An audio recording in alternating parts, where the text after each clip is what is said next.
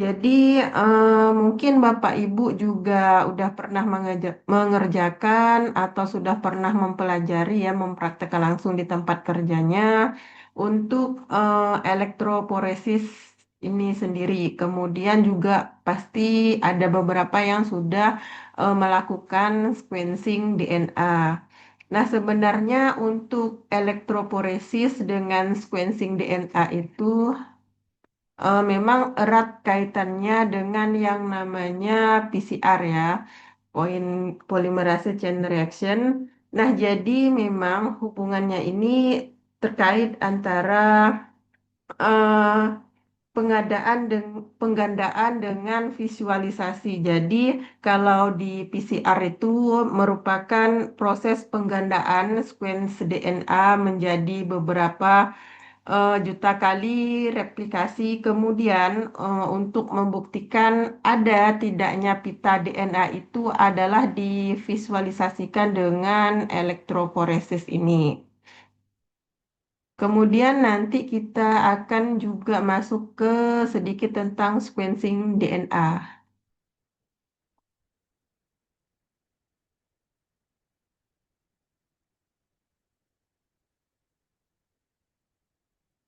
Nah, ini untuk pengertiannya sendiri, elektroforesis itu adalah teknik pemisahan partikel. Biasanya itu yang sering nantinya menggunakan gel agarose dengan SDS patch. Mungkin Bapak Ibu juga udah pernah baca, pernah mengerjakan, atau bahkan sering pada suatu medium ya yang dialiri dengan medan listrik nantinya. Jadi eh, eh, secara teknis merupakan istilah yang diberikan untuk migrasi partikel bermuatan akibat dari adanya arus listrik. Jadi yang banyak itu adalah menggunakan elektroporesis berbasis gel. Kalau yang metode kertas itu sudah tidak digunakan lagi. Kalau yang lebih modern itu adalah elektroforesis metode kapiler. Tapi yang paling sering dan banyak digunakan itu adalah elektroforesis gel. Biasanya menggunakan gel agarose ataupun poliakrilamid. Jadi seperti yang saya bilang tadi, elektroforesis ini merupakan alat sebagai alat verifikasi setelah proses PCR selesai. Nah, hasilnya produk dari PCR itulah yang akan dirunning di dalam elektroforesis ini. Ya, jadi dipisahkan fragmen-fragmen DNA-nya, nanti fragmen DNA-nya akan terlihat seperti ini. Bapak Ibu di sini yang di sini udah ada yang pernah mengerjakan untuk elektroforesis.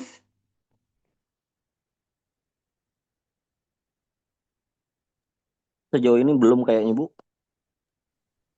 Ya, nanti kemungkinan ya di Polita itu ada mini PCR. Jadi saya dengar kemarin sih akan diadakan praktikum tentang ini ya elektroforesis ya. Tapi nggak tahu kapan nih untuk ininya eh praktikumnya.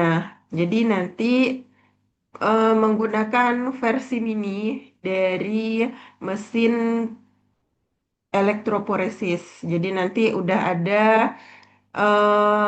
DNA yang akan kita analisis, kemudian akan kita running menggunakan alat mini PCR dan juga elektroforesis.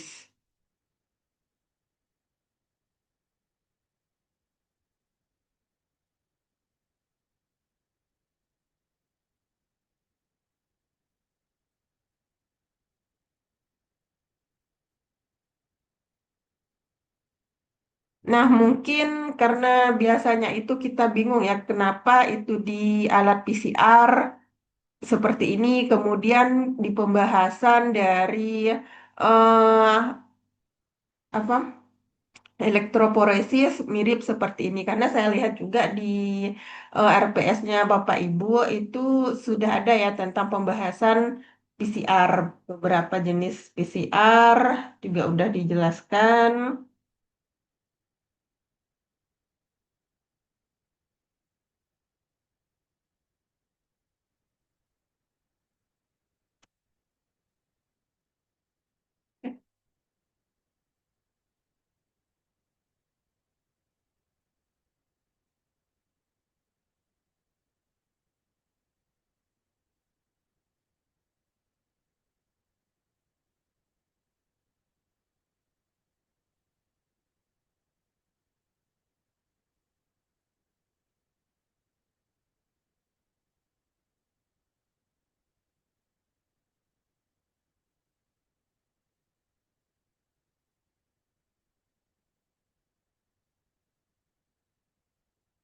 Nah, kemudian di sini seperti yang sudah saya katakan tadi bahwa elektroforesis ini merupakan teknik untuk memisahkan molekul bermuatan ya. Jadi sampelnya itu adalah seperti DNA, RNA dan juga protein.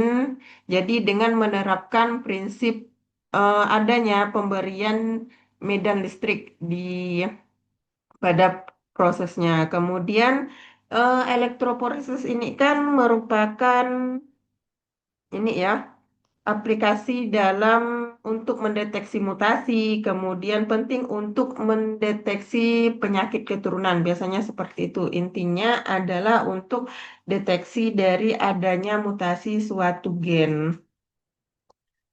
Nah, jadi biasanya elektroforesis ini awalnya itu diperkenalkan ya sekitar tahun 1930-an ya. Jadi karena kemampuannya ini alat elektroforesis dalam menganalisis ya suatu molekul baik dari segi ukuran, kemudian muatan dan struktur molekulnya jadi banyak digunakan terutama pada saat dulu ya marak-maraknya COVID-19. Nah, sebenarnya itu yang dikenal itu kan cuman menggunakan PCR. Nah, sebenarnya untuk memvisualisasi dari mesin thermal saklar PCR itu sendiri memang harus dilakukan elektroforesis karena walaupun di mesin thermal saklar itu udah mendeteksi adanya sequence dari SARS-CoV atau COVID-19 itu sebenarnya perlu lagi untuk divisualisasikan ada tidaknya benar adanya atau hanya sedikit dari fragmen-fragmen RNA ya kalau SARS-CoV-2 atau COVID-19 itu kan sebenarnya adalah virus dengan RNA. Jadi kalau RNA kalau untuk di PCR-kan itu kan harus dilakukan transkripsi balik dijadikan cDNA terlebih dahulu. Saya rasa juga untuk proses PCR udah dijelaskan ya pada materi PCR-nya. Biasanya elektroforesis ini tadi sudah saya jelaskan. Eh, Teknik ini menggunakan metode yang berbasis gel ya. Jadi yang banyak digunakan itu adalah gel agarose dan juga poliakrilamid. Jadi berbentuk gel. Ya, saya masuk. Nah, sampel itu nanti akan dimasukkan ke dalam sumuran-sumuran ini. Kemudian juga untuk metode elektroforesis ini sering digunakan sebagai pelengkap dari metode Western blot. Western blot, kemudian Northern blot, ya itu juga udah ada di depan ya jadi, pembahasannya. Nah, jadi nanti pada saat proses elektroforesis ini akan terjadi pergerakan ketika sampel yang dimasukkan di dalam sumuran-sumuran ini akan menuju aliran medan listrik hingga akhirnya sampailah dalam waktu yang biasanya itu kurang lebih 30 sampai 90 menit ya. Hal itu juga biasanya dipengaruhi beberapa hal.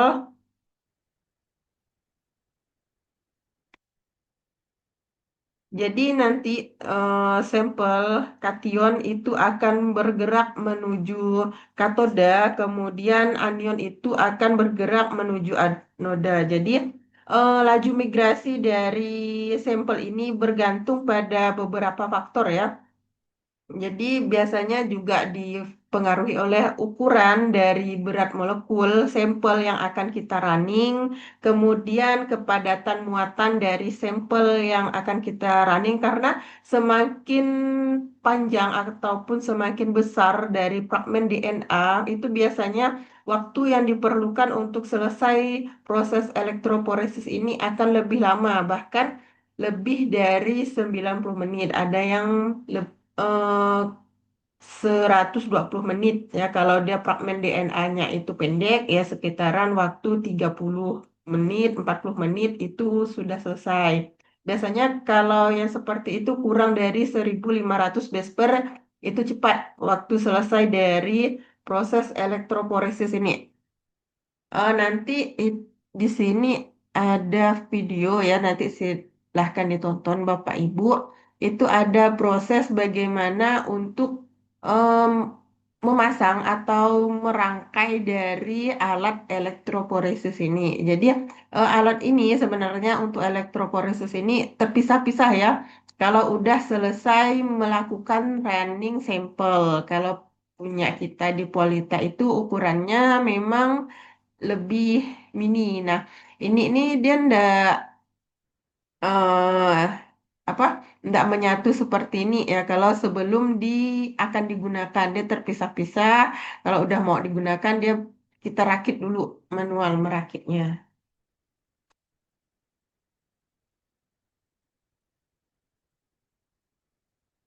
Kemudian jenis matriks ya jenis matriks yang digunakan itu tadi seperti yang sudah saya bilang itu ada agarose dengan gel poliakrilamid.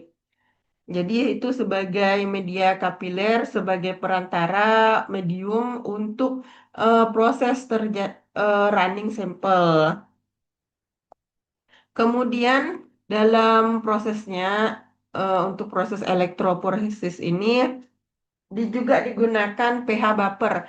Biasanya pH buffer ini juga mempengaruhi dari proses elektroforesis. Biasanya media itu dibuat cenderung lebih basah. Kenapa? Itu untuk mempercepat proses dari elektroforesis. Biasanya pH buffer itu digunakan sekitar 8 sampai 8,5. Jadi cenderung lebih basah ya. Biasanya untuk pH buffer itu ada TiE, itu tris asetat EDTA, kemudian ada juga tris borat EDTA. Jadi penggunaannya itu tergantung dari besarnya fragmen DNA yang akan kita elektroforesis.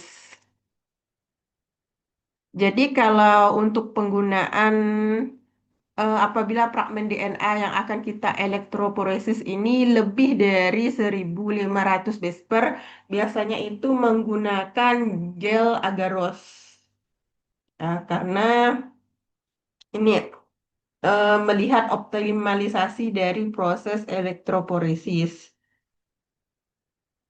Jadi digunakanlah tris asetat EDTA. Kalau misalnya itu fragmen DNA-nya kurang dari 1.500 besper, itu menggunakan TBE, tris borat EDTA. Jadi itu untuk fragmen DNA yang kecil.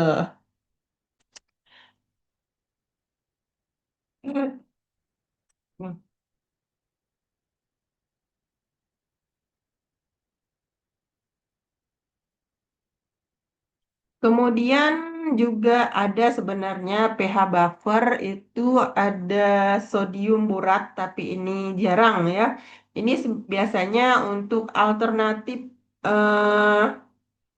running dengan kecepatan yang lebih tinggi, tapi biasanya itu juga berpengaruh terhadap suhu proses elektroforesis.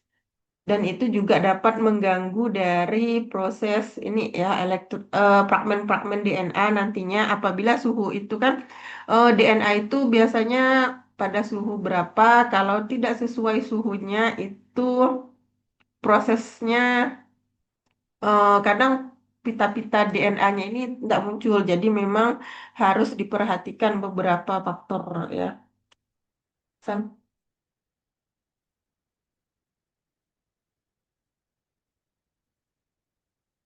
Oke, Bapak Ibu sampai di sini apakah ada yang ingin dibahas sebelum kita lanjut lagi ke slide berikutnya?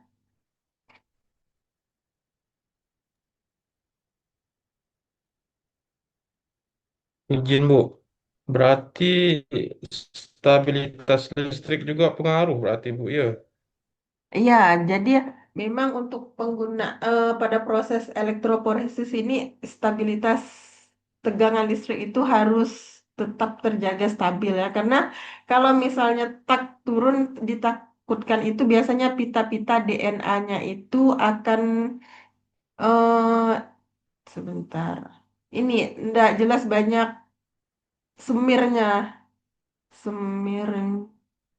Jadi seperti ini. Nah, sebenarnya untuk hasil dari elektroporesis yang seperti ini dikategorikan tidak bagus. Dia harusnya satu-satu. Biasanya ini disebabkan beberapa faktor ya. Salah satunya tegangan listrik itu juga pH baper, kepadatan pH baper, tegangan listrik. Tadi itu.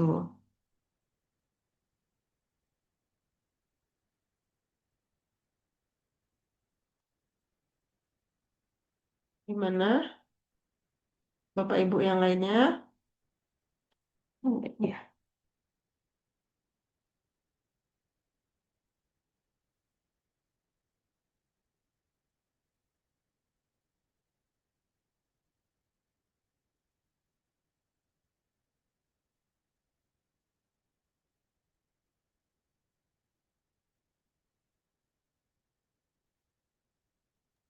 Izin bertanya, Bu. Jadi, untuk pembacaan hasilnya berarti pas sudah muncul semua di alat itu baru dibaca gitu ya, Bu?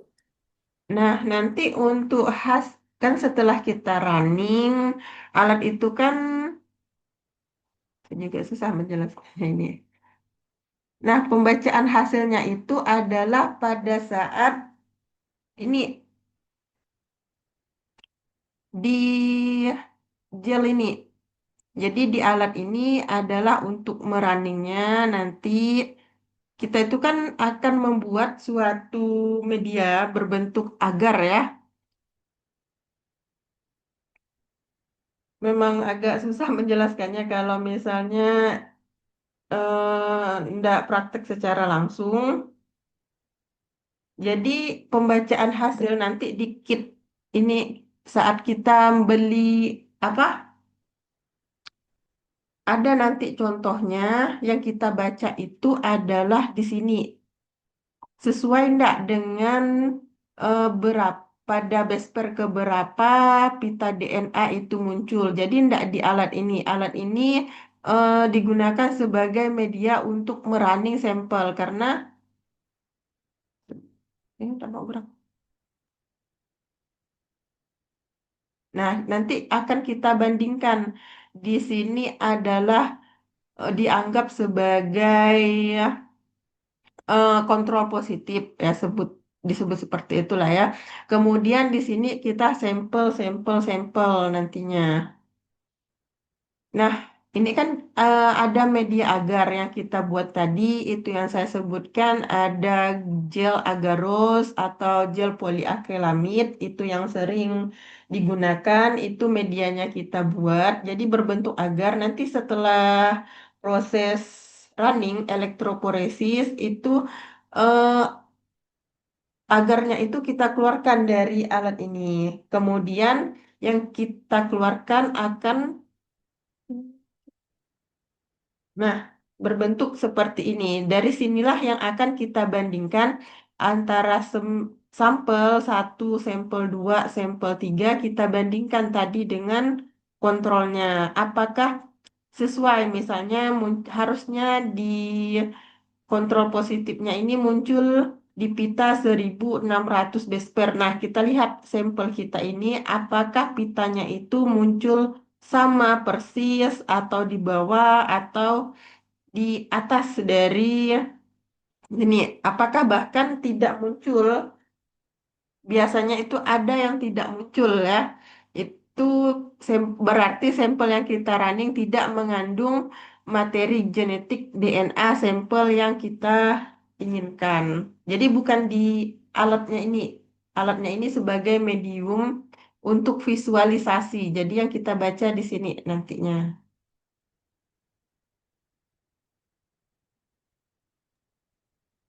Izin Bu, pembacaannya pakai sinar UV atau enggak Bu? Pakai nanti dia tuh kayak di ruang gelap gitu ya. Gimana ya saya mau visualisasinya ya. Dalam kotak biasanya nanti di situ akan kita sinar pakai sinar UV. Nah, jadi pita-pitanya itu akan terlihat di situ. Kalau punya kita di Polita itu ya namanya juga mini ya, bentuknya juga kecil ya sekitaran segini lah ya. Itu. Jadi dilihat di situ. Jadi dia bacanya ndak di ruangan yang terbuka. Jadi nanti pitanya ndak terlihat jelas.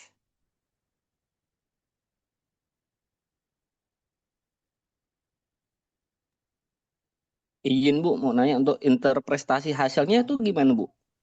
Nanti ketika kita misalnya ingin mengidentifikasi DNA DNA X ini misalnya teridentifikasi SARS-CoV-2 lah ya atau virus lain. Kita udah punya sampel yang sudah kita running di PCR, kemudian kita itu punya kontrol positifnya tadi seperti yang saya bilang. Nah, itulah sebagai pembanding dari DNA kita, apakah ada atau tidaknya tadi itu. Jadi dibandingkan. Jadi di dalam sumuran sampel ini bukan hanya sampel yang akan kita running, kita akan merunning beserta dengan kontrolnya di sini yang memang udah kita pesan atau kita beli sampel misalnya kontrol positif dari SARS-CoV-2. Di sini kita running ikut bersamaan. Jadi kalau pitanya muncul di sumuran sampel-sampel kita, berarti sampel yang kita periksa atau kita running itu memang positif mengandung DNA sampel DNA virus tersebut. Seperti itu. Berarti kayak untuk konfirmasi juga PCR dibaca lagi ke elektroforesis ya Bu. Iya, jadi memang kalau PCR itu kan alatnya itu thermal seklar ya untuk penggandaan pita-pita DNA-nya. Kemudian kalau elektroforesis ini visualisasi untuk membuktikan bahwa DNA itu memang memang benar-benar ada.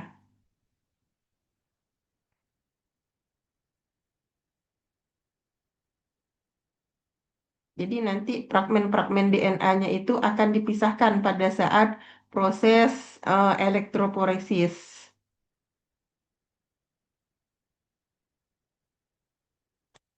Dan juga itu elektroforesis ini untuk meyakinkan kita bahwa proses PCR kita itu memang berhasil. Memang berhasilnya itu gimana? Yaitu tadi munculnya pita-pita DNA dari media gel agarose yang kita running ini di alat elektroforesis.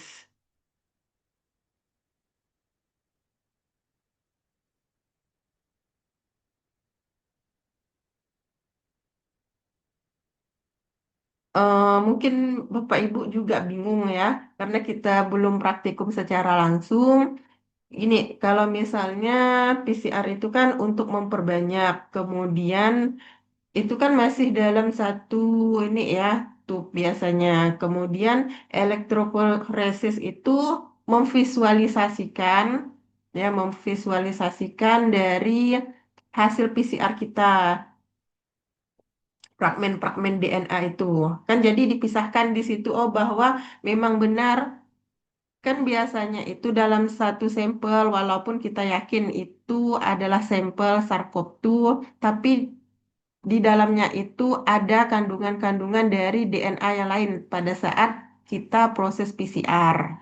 Ya, jadi di proses di elektroforesis lah kita ini ya memisahkan mana yang memang benar-benar spesifik dari pita DNA SARS-CoV-2 ataupun virus ataupun materi genetik yang lainnya.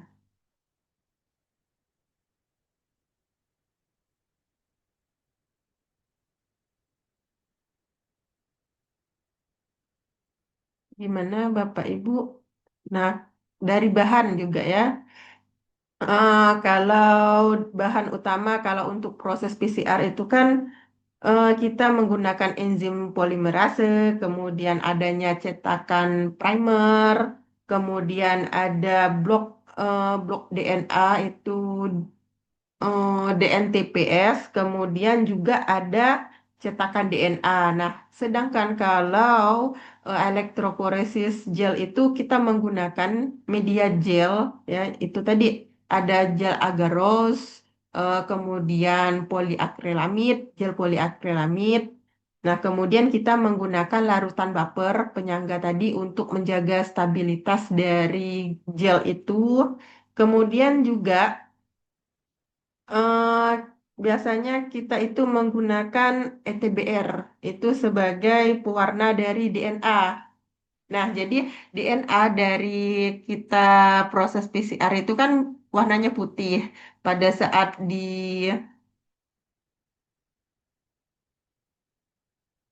running di alat elektroforesis ini kan kalau dia warnanya putih maka tidak jelas kan, makanya ini hasil dari pita-pita DNA setelah proses elektroforesis ini berwarna biru itu memang biasanya diberi pewarna, biasanya menggunakan ETBR. Itu untuk mempermudahkan visualisasi pembacaan DNA yang kita punya.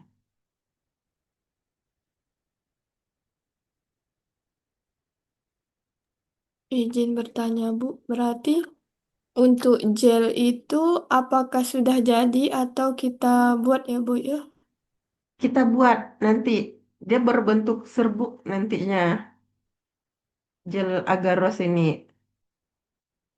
Berarti untuk menentukan apakah media itu baik atau tidak, itu pas saat running atau ada perlakuan sebelum itu, Bu, untuk untuk mengetahui media yang kita buat itu udah bagus atau tidak ada kontaminasi dan lain-lainnya, Bu. Ini medianya ya, berarti gel agarosnya itu maksudnya begitu. Iya, Bu. Oke, biasanya karena ya seperti yang kita tahu lah ya, kalau media itu kan memang disimpan pada tempat yang memang seharusnya. Jadi untuk kontaminasi-kontaminasi seperti kontaminasi media, salah satunya gel agaros itu ya sangat ini ya minimal ya. Kalau yang saya dulu pernah sih, alhamdulillah tidak terjadi kontaminasi dari media gel agarosnya ini, tapi biasanya kontaminasi itu sering terjadi pada saat eh, proses PCR-nya, karena DNA yang kita hasilkan itu biasanya masih ada kontaminasi dari protein atau sisa-sisa apa pencucian dari proses sebelum masuk sampel ke alat thermal Kalau untuk proses visualisasi di elektroforesis itu jarang sih terjadi ini apa kontaminasi dari media gelnya itu.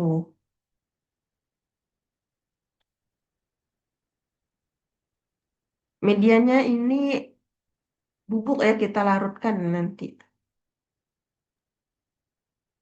Bu, izin Bu, berarti yang mau kita hati-hati ini kan pada saat proses kita memasukkan sampel ke dalam sumur gel itu Bu ya. Berarti harus Iya, dipastikan masuk benar-benar semuanya. iya. Jadi kalau kalau sepengalaman saya ya, kita mipet karena jumlah yang kita pipet itu sangat sedikit ya, sampel itu dan juga makanya itu nanti sampel akan dicampur dengan pewarna, biasanya itu digunakan ETBR warnanya biru ya, makanya hasil visualisasinya itu berwarna biru. Jadi kita masukkan, kita pipet pakai mikropipet, dimasukkan ke sumuran situ. Memang kalau saya, mata saya yang melihatnya itu memang sangat kecil ya. Memang perlu jam terbang yang sangat tinggi. Kalau orang yang sudah biasa sih dia langsung set set set. Nah, kalau saya kan tidak biasa gitu. Jadi perlu ini. Izin Kadang Bu, mikir, pada saat "Ah, kita masukkan gel ke alat elektroforesis tuh ada cairnya Bu di atas Bu. Saya lupa-lupa ingat Bu. maksudnya ada apa?" Kan kita kan ada apa alat elektroforesis kan Bu, masukkan gelnya ke dalam alat itu. Di Ah, atas itu tuh kita ada masukkan sejenis cairan nggak Bu untuk iya. merendamnya. Jadi karena kan eh, nanti gel agar-agar itu memang akan terendam dalam proses ininya. Jadi bukan dia ini ya dan enggak bentuk gel kering, bukan agarnya tok gitu. Jadi nanti ada larutannya apa tuh namanya lupa saya. Jadi karena itulah juga sulit nanti kalau saya ya memipetnya karena gel itu kan akan terendam di situ.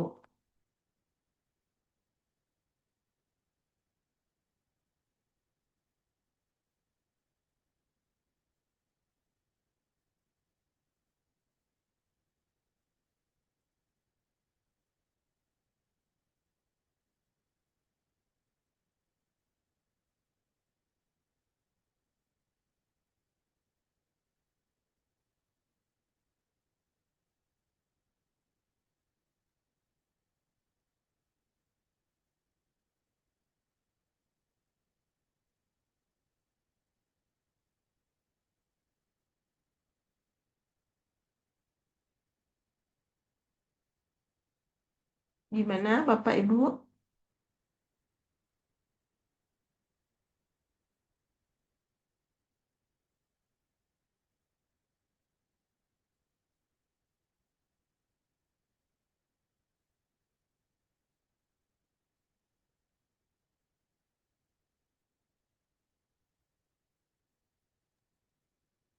Bu izin bertanya, Bu. Ya. Bu, kalau di PCR tuh kan ada suhu optimal ya. Kalau di elektroforesis tuh ada juga enggak suhu optimalnya?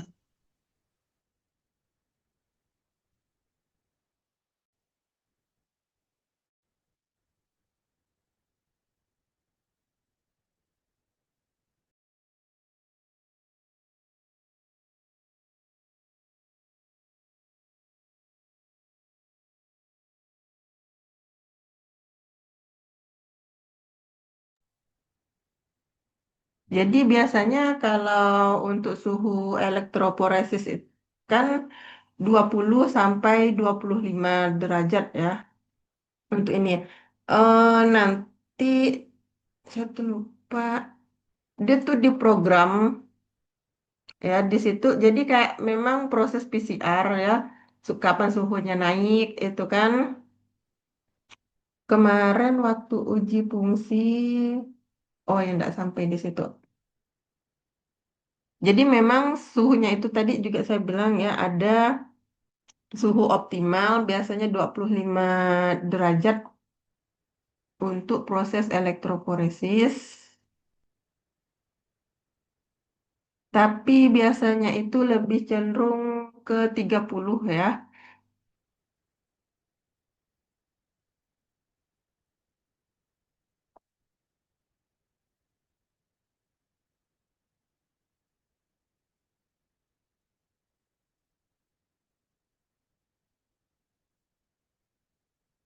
Gimana Bapak Ibu? Bentar, habis. Ntar Bapak Ibu saya cari ini dulu laptop saya.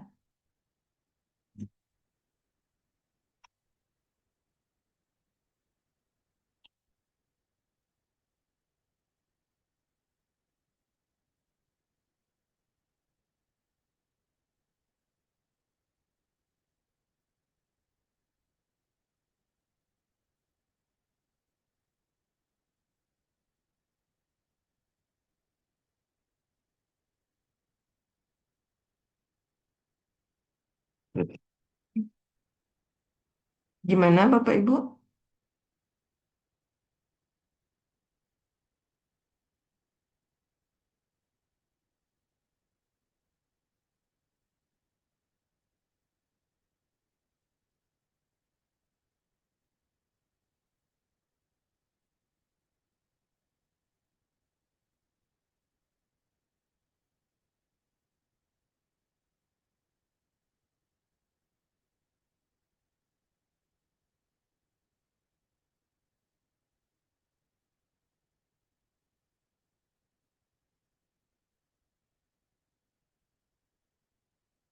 Kalau belum ada, kita lanjut.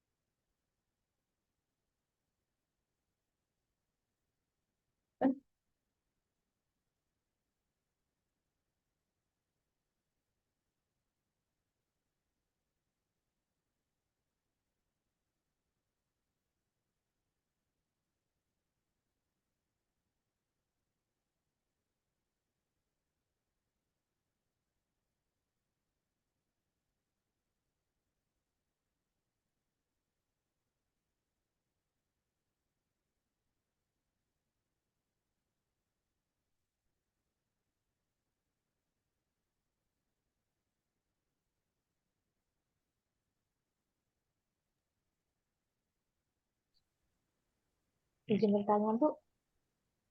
Ah, Untuk alatnya itu sendiri, Bu, ada spesifikasi harus bakteri apa, untuk DNA apa, atau boleh untuk semuanya untuk dilakukan pemeriksaan DNA, Bu? Nah, nanti untuk lebih spesifiknya, kalau sebenarnya itu boleh saja ya, apa materi genetik apa saja dia berbentuk DNA, RNA ataupun protein. Jadi bisa di running di situ. Oh, berarti bisa untuk semua, ya, Bu, ya? Gimana Ibu? Bisa untuk apapun tanpa ada klasifikasi atau spesifikasi harus hanya bisa untuk misalnya penyakit apa atau bakteri apa itu tidak masalah berarti. Bisa Enggak untuk masalah. menyeluruh.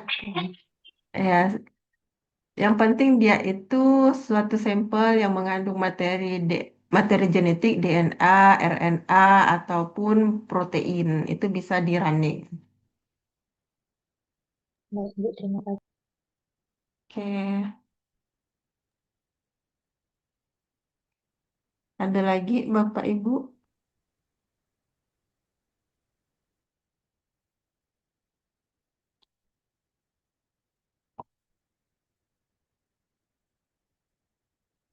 Kita lanjut sedikit ke sequencing DNA. Jadi,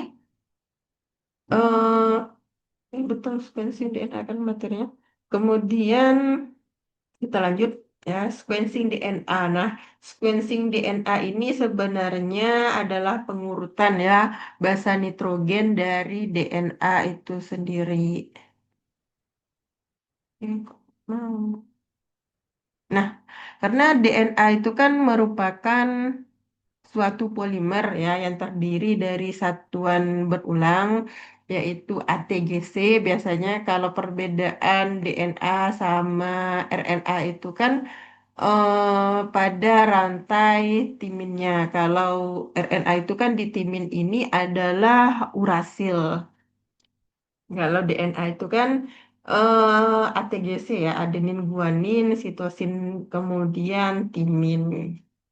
Kalau di RNA itu adalah urasil di sini ya. Jadi itu merupakan nukleotida ya, terdiri dari komponen utama yaitu gugus fosfat, gula deoksiribosa dan juga basa nitrogen. Nah, jadi DNA itu seperti secara kita ini lah ya, itu merupakan suatu materi genetik yang menentukan karakterisasi dari makhluk hidup. Karakterisasi makhluk hidup itu biasanya didefinisikan sebagai DNA. DNA-nya ini begini, DNA-nya itu seperti itu. Nah, kemudian, nah ini tadi sequencing DNA.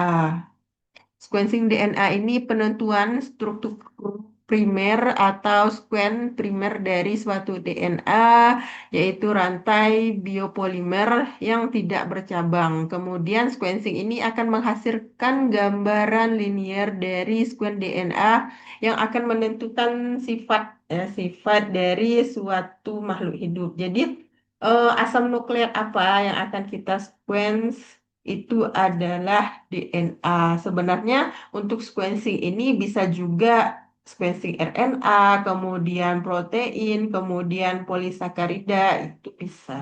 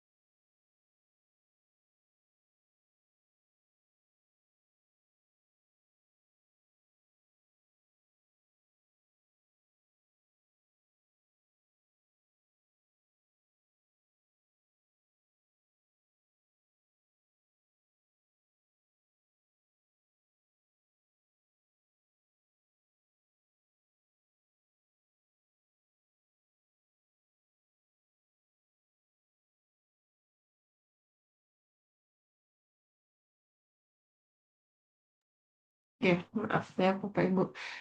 Nah, tadi ini juga sequence DNA ini kan terdiri dari rangkaian huruf-huruf yang nantinya akan diurutkan. Jadi kadang juga ya, saya pribadi biasanya juga bingung tuh cara pengurutannya. Yang pastinya biasanya itu adalah dari mana, scroll, 5 aksen ke 3 aksen itu sudah pasti.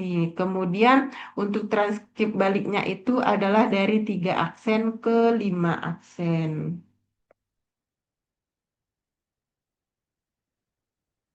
Nah, ini tadi komponen penting dari proses sequencing. Nah, memang antara PCR, kemudian elektroporesis, kemudian proses sequencing dari DNA ini eh, memang sangat berkaitan. Mungkin Bapak Ibu juga udah pernah lihat ya, atau mendengar bahkan mengerjakan, menjelaskan tentang ini sequencing DNA. Jadi sequencing DNA sebenarnya itu tadi itu terjadi proses penggandaan dari DNA yang awalnya satu kemudian menjadi beribu-ribu cetakan dari DNA. Nah, kemudian bentuk visualisasi dari proses sequencing DNA ini adalah alat thermal seklar dari PCR itu tadi.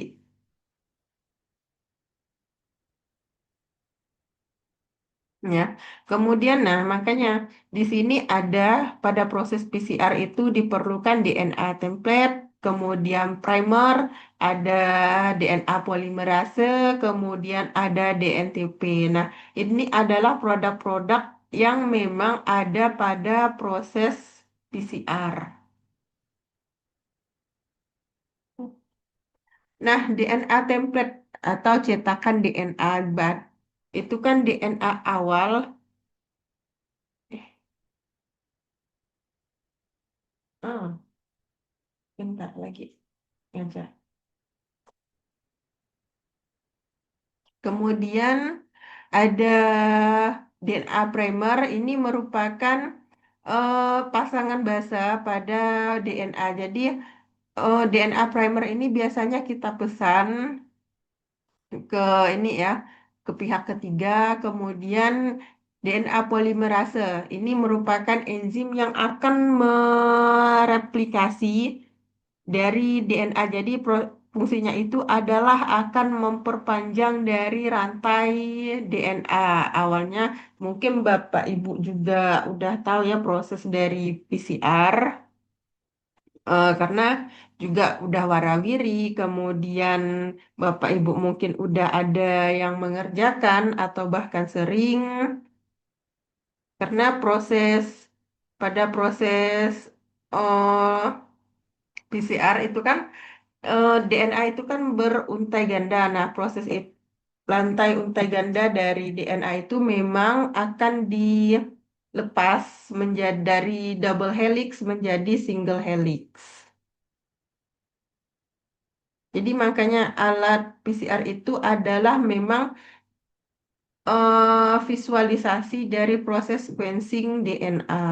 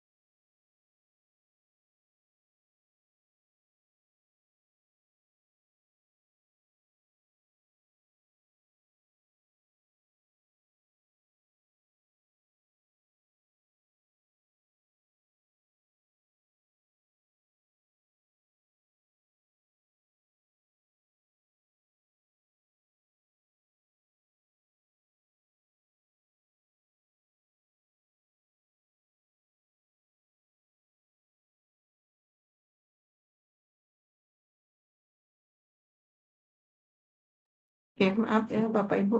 Kemudian, nah kita lanjut untuk DNTP ini merupakan bahan pembentuk dari sintesis DNA. Jadi, ketika proses ini visualisasi ya dari alat thermal cycler ini yang memang pada hakikatnya proses replikasi DNA itu juga terjadi di tubuh kita.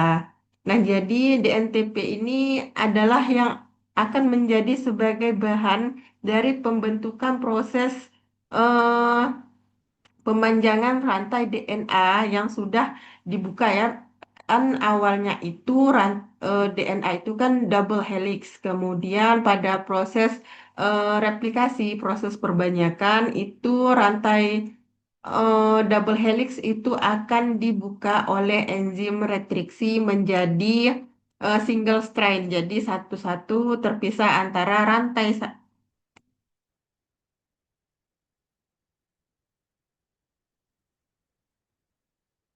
rantai satu ini terbuka, terpisah dari rantai satunya, kemudian membentuk strands yang baru lagi untuk diperbanyak. Nah, jadi primer ini, kemudian DNA, ada DNA polimerase sebagai enzim yang mereplikasi proses pemanjangan rantai DNA. Kemudian datanglah DNTP ini satu persatu yang akan direkatkan oleh enzim retriksi ini. Enzim retriksi, enzim polimerase. Dan hingga terbentuklah jutaan kopi dari DNA di dalam tubuh. Jadi sebenarnya proses replikasi penggandaan dari mesin thermal cycler itu merupakan visualisasi dari proses replikasi DNA di dalam tubuh manusia. Sampai di sini Bapak Ibu ada yang ingin dibahas?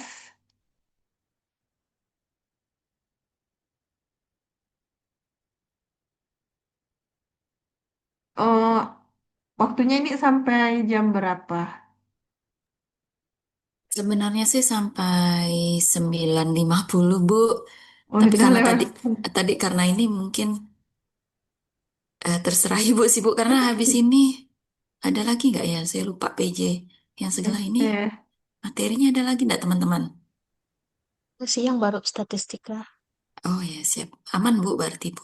aman kita sedikit lagi lah ya. Siap Bu. Dan nanti kalau misalnya ini tidak selesai, ya saya tambahkan ke statistika lah ya nanti ya. Siap Bu. Ya, mohon maaf kalau seperti itu. Ini kita selesaikan sampai di ini saja dulu. Nanti tapi minggu depan kita masuknya statistika. Nanti di awal saya selesaikan dulu yang ini.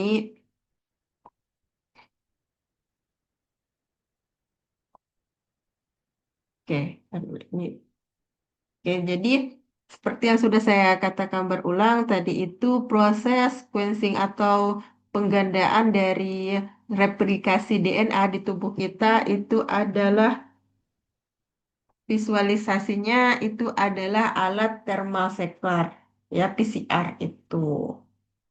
Kemudian setelah proses PCR ya proses pemanjangan rantai DNA yang baru itu selesai, maka itu akan dihentikan oleh beberapa komponen yaitu ada DDNTP dan juga DDNTPS ini ada berbagai ini ya eh macam ada DDATP, kemudian DDTP itu berbagai macam, fungsinya juga bermacam-macam. Kemudian inilah yang akan menghentikan proses pemanjangan dari rantai DNA atau proses DNA itu selesai di situ apabila DNTP ini sudah menghentikan proses dari pemanjangan sequence DNA. Nah, untuk metode sequencing DNA ini itu ada beberapa metode, yaitu metode Maxam Gilbert, kemudian metode Sanger, kemudian ada metode sequencing generasi selanjutnya. Ini biasanya disebut dengan metode NGS Next Generation. Itu. Oke, Bapak Ibu, sampai di sini ada yang mau dibahas? Karena sudah waktunya lewat ya. Saya nanti mohon maaf kalau di statistik nanti saya tambahkan materi penyelesaian ini. Tidak apa ya Bapak Ibu? Ya, Bu. Oke. Bu. Jadi nanti saya itu akan upload tugas di Edlink untuk statistik. Di situ udah ada ininya apa? Rulesnya gimana tugasnya itu dikerjakan. Jadi insya Allah ya karena juga saya molor untuk upload tugasnya itu, tugasnya diupload sampai besok siang ya, besok jam 14. Cukup ya Bapak Ibu ya kalau misalnya jam 2 siang, jam 14. Bu, Cukup. Besok ya Alhamdulillah, Bu ya. makasih Bu. Masih Ya ya, Bu. sampai besok ya. Karena Siap Bu. juga saya upload tugasnya itu kan telat. Kemudian kalau statistik ada yang mau ditanyakan Bapak Ibu? Izin bertanya Bu. Ya. Bu, untuk tugasnya itu kan datanya kan harus data pas uji normalitasnya harus berdistribusi tidak normal kah Bu? Iya, Saya coba cari di internet tuh berapa kali saya coba normalitas tuh rata-rata hasilnya tuh no- normal. Jadi saya normal. cari data yang tidak normal. Biasanya gini, kalau misalnya untuk data yang tidak normal itu, kalau data normal itu kan dia cenderung sama ya, yang selisihnya itu dekat. Biasanya seperti itu. Kalau itu pasti datanya kebanyakan itu pasti akan normal. Silahkan Bapak Ibu cari datanya itu yang selisihnya itu agak jauh. Misalnya 201 ke 229. Jadi selisihnya jauh-jauh, biasanya data seperti itu cenderung tidak normal nanti pas uji normalitas. Baik, Bu. Kalau bisa datanya yang dianalisis itu 30-an lah ya minimal Bapak Ibu.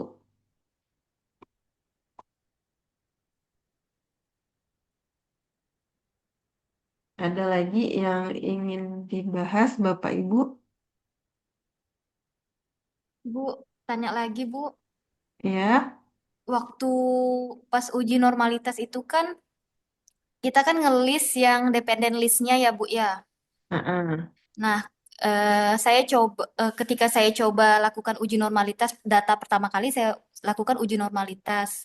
Kemudian data hasil signifikansinya itu itu kan Bu ya normal hasilnya. Kemudian ketika saya lakukan lagi masukkan data, saya ubah datanya, itu dependent listnya itu harus kita keluarkan dulu Kak Bu, baru kita masukkan ulang. Sebenarnya enggak masalah ya mau dikeluarkan atau enggak ya. Karena kalau saya biasanya tuh langsung aja gitu ke ini apa dari kotaknya itu kan mau dibalikan ke asalnya itu kan. Iya Bu. Hmm. Biasa saya sih enggak saya balikan dulu. Langsung saya ubah datanya ke ini. Tapi memang sebenarnya itu harus dikembalikan lagi ke tempatnya. Iya, soalnya waktu saya coba beberapa kali tuh kayaknya ada perbedaan jumlah nilai yang nilai di signifikansinya tuh beda, Bu. Oh iya, memang kalau saya sih tidak saya kembalikan lagi ya. Tapi biasanya tuh tergantung juga ini seri SPSS-nya. Oh, iya, Bu. Biasa pengaruhnya dari seri SPSS-nya itu. Kalau saya itu masih pakai SPSS yang versi lama ya. Itu mungkin udah yang IBM ya yang dipakai ya. Iya, Bu. Yang udah Biasa IBM. IBM. Kadang biasa hasil dari normalitas eh, ataupun uji statistiknya itu versi yang lama dengan versi IBM juga ada selisih. Pernah saya coba juga, kadang yang di IBM ini normal, ternyata di ininya nggak normal, tapi itu jarang sih ya. Ininya Ya, Bu. terjadi hal. Izin, Bu. Berarti eh, kemungkinan jika versinya beda, ada kemungkinan nilai signifikansinya juga berbeda ya, Bu ya? Begitu iya, kan, Bu? Dengan nah, data yang sama persis. iya biasanya seperti itu. Makanya biasa dikonfirmasi lagi menggunakan ini ada di buku statistik itu bagian belakang. Nah, menggunakan tabel itu lagi kita memang mau 2-3 kali dilihat lagi hasilnya itu betul apa enggak. Jadi betul enggak hasilnya ini memang enggak normal. Kita lihat di tabel ada dia di buku statistik itu bagian belakang. Biasanya disamakan lagi dengan itu. Ya, Bu. Makasih, Bu. Ya. Tapi kalau misalnya datanya itu selisihnya tidak terlalu besar, itu ini ya biasanya